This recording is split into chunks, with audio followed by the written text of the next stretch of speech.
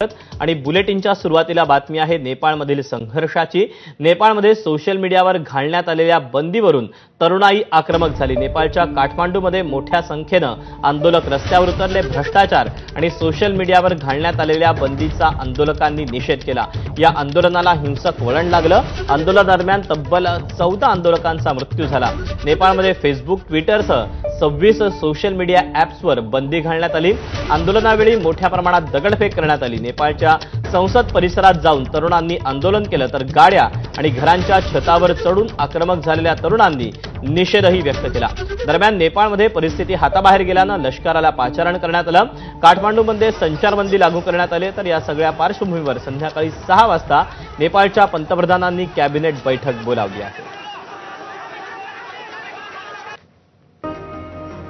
आपल्याला याबद्दलचे अपडेट देतोय सोमेश कोलगे आपल्यासोबत आहे। सोमेश, खरं तर नेपाळमध्ये अभूतपूर्व अशी परिस्थिती पाहायला मिळते। काय सध्या नेमके अपडेट मिळतायत नेपाळच्या संसदेकडून असतील किंवा प्रशासनाकडून असतील?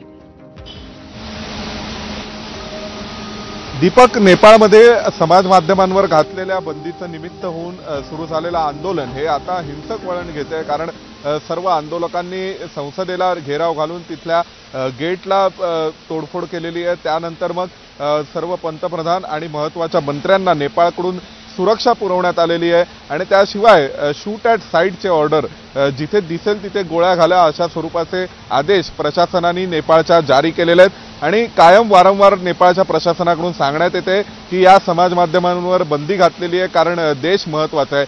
तर दुसऱ्या बाजूला या आंदोलनामध्ये सहभागी असलेल्या कार्यकर्त्यांचा, पत्रकारांचा असा दावा आहे की सरकारने त्यांच्या विरोधातील आवाज दडपण्यासाठी, अभिव्यक्ती स्वातंत्र्य दडपण्यासाठी म्हणून या समाज माध्यमांच्या ॲप्लिकेशन्सवर बंदी घातली। या सगळ्याला सुरुवात झाली आहे ती नेपाळच्या सर्वोच्च न्यायालयाच्या एका आदेशाने, ज्यावेळी त्यांनी अनरजिस्टर्ड आणि अनलायसन्स्ड अशा ॲड आणि काही फेक न्यूज कंटेंटवर कंट्रोल करण्यासाठी यांना रजिस्ट्रेशनचे मॅन्डेटरी करावं अशा स्वरूपाचे निर्देश दिले आणि त्या अनुषंगाने नेपाळच्या सरकारने काही दिशादर्शक सूचना जारी केल्या होत्या।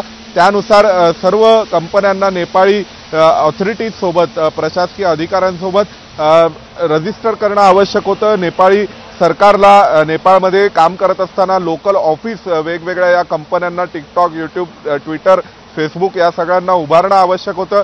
एक लोकल कॉन्टॅक्ट पर्सन देणं आवश्यक होतं की ज्याच्यासोबत सरकार कम्युनिकेट करू शकेल आणि या सर्व ॲप्लिकेशन्सनी या सरकारने त्यामुळे काहीशी अशी अभूतपूर्व परिस्थिती सोमेश आपल्याला या नेपाळमध्ये पाहायला मिळते। सोमेश, तू राहत आपल्यासोबत IT